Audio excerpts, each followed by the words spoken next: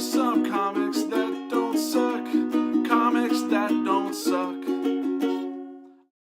Hey Internet, it's DJ Kaufman. This is my honest review of Street Angel by Jim Rugg and Brian Maruka. Street Angel Goes to Jail is out May 2nd in finer comic book stores and bookstores everywhere. You definitely want to check out this book and be sure to pick up the Street Angel Free Comic Book Day special from Image Comics on May 5th, which is Free Comic Book Day. More on that in a second. First, as a disclaimer, I've known Jim Rugg since he was in high school. We were even on the front page of a local newspaper together at one point. Living the dream. If you're not familiar with Street Angel Comics, then you are in for a real treat. And if you are familiar with Street Angel Comics, then you know that it's been a cult comic that's been around for the past 15 years or so. I think it started in 2003 as a mini comic by Jim and Brian and just grew from there. Slave Labor Graphics picked it up for a little regular series, and then it went on to get a nice hardcover collection, multiple mini comics, web comics over the years. It's kind of like Jim's Savage Dragon or Jim's Spawn. Street Angel will always be alive, right? And finally, after 15 years on an indie comics journey, Street Angel has landed safe on the streets of Image Comics, maybe where she should have always belonged. If you're not reading this comic, then you're not one of the cool kids. You're just not. You better read this goddamn comic, is what I'm saying. So what's this story all about? Jessie Street Angel Sanchez is the deadliest girl alive. She's a skateboarding, homeless orphan who battles ninjas, robots, and goes on all sorts of adventures. I don't know if she's battled robots yet. It's coming. And she's saved the world 3 times. 3. All while not knowing where her next meal will come from. So these oversized hardcover editions from Image Comics are just beautiful. They just feel so nice. You really want to display them, put them out. It's a real eye catcher on your shelf. While I can't say that maybe it's not all ages, it's definitely, I mean, come on, it's pretty much an all ages fun book. I mean, the kids these days see a lot worse on YouTube. I really like just looking through some of the pages. The experimentation that Jim does on some of his pages is just amazing. Really not kissing his butt. He doesn't need that. So in this issue, Street Angel finds herself in juvie, which isn't so bad for her. It's almost like jail, 3 hots in a cot. She has food, doesn't have to worry about where her next meal comes from. There's some really funny scenes of her just gorging food in the cafeteria. I love that panel. She's so happy. She usually has to find all of her food randomly. Jim Rugg's interior art is amazing.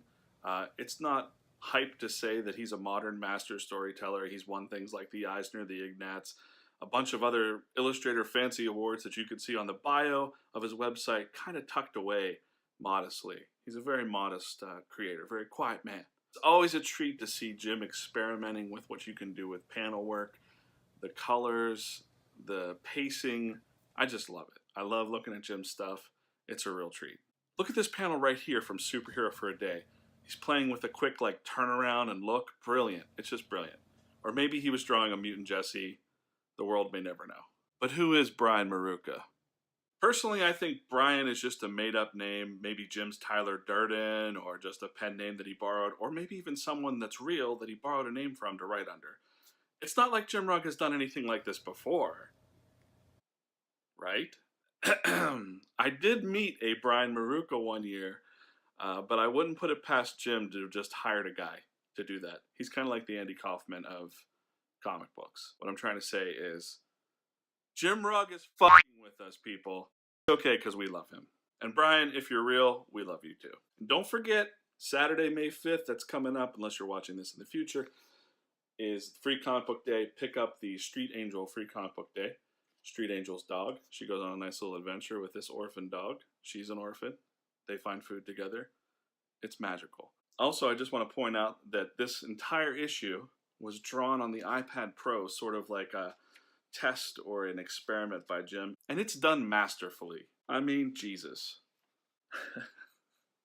So yeah, I've been following Jim's work for years, of course, as a friend and a fellow Pittsburgh comic artist. I just love his work. If you love quality indie comics, you really owe it to yourself to chase these comics down. They're in stores now, in stores tomorrow, always available at your local comic book store. Maybe go in and ask them, please support your local comic book store first. If not, They're probably on Amazon as well. But local comic books. Support your local comic book store. That's what Free Comic Book Day is all about. If we don't support the bookstores and these places to go, we won't have them in the future. All we'll have is Amazons to kind of go browse through, and people like me holding up physical books that you can't touch. But trust me, it's worth touching. It's worth getting. Order it today. Hope you enjoyed that quick look at Street Angel. I am not a comic book reviewer by nature. If you like reviews like this, let me know. Maybe I'll do more of comics that I like. Maybe even next time it'll be another one by a fellow Pittsburgh comic book artist, Ed Piskor, in the X-Men Grand Design. He's kicking all kinds of ass with this. We'll see ya. That was a comic that didn't suck. A comic that didn't suck.